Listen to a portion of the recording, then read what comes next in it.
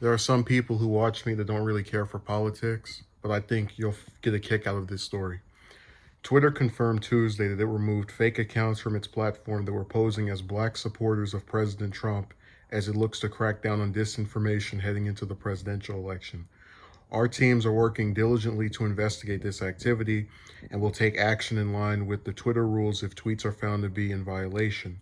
Presently, we've taken action on some of the tweets and accounts for violations of our policies on platform manipulation and spam, a Twitter spokesperson told The Hill. The confirmation comes after an investigation from the Washington Post found that several such accounts had been taken down over violating Twitter's rules against platform manipulation. The rules bar users from posting images intending to artificially amplify or suppress information or try to manipulate or disrupt other people's interactions on Twitter.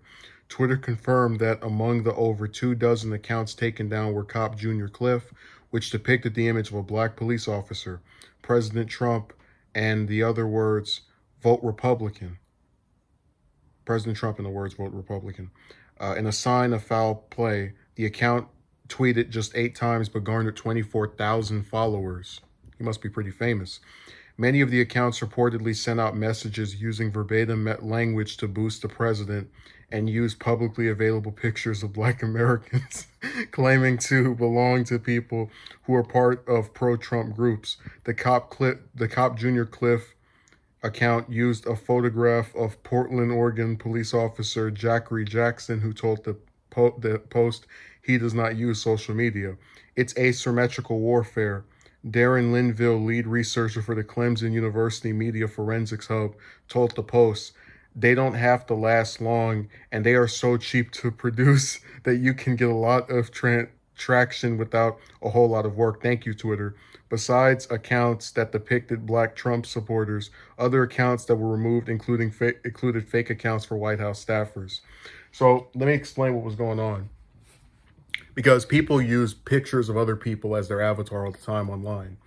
They were taking pictures of random black people and making them the avatars of these accounts and then having them write a couple of pro-Trump tweets that all sounded like each other, so like these other accounts they made doing the same thing, and then following the accounts in mass.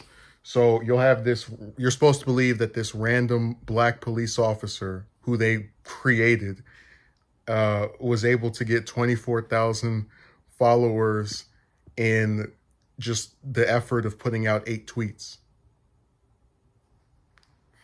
The reason this story is as funny to me as it is because the Democrats, especially in presidential elections, always get about 90% of the vote.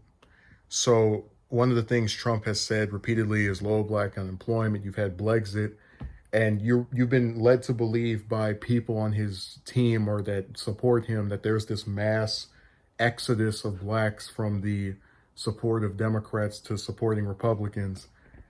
But then they had to make fake black people to make him look like he's actually succeeding with African Americans.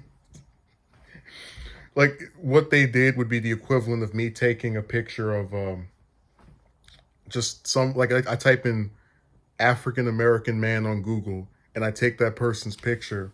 Let's say the person's name is John and I call him Tatum, and then I have him go vote Biden, and then put 8 pro Biden tweets, and then he has 10,000 followers. I had like, that's my way of saying I know my candidate doesn't have actual support from African Americans, so let me steal the picture of one of them to make you think that they're getting their support. And that is the lowest of the low.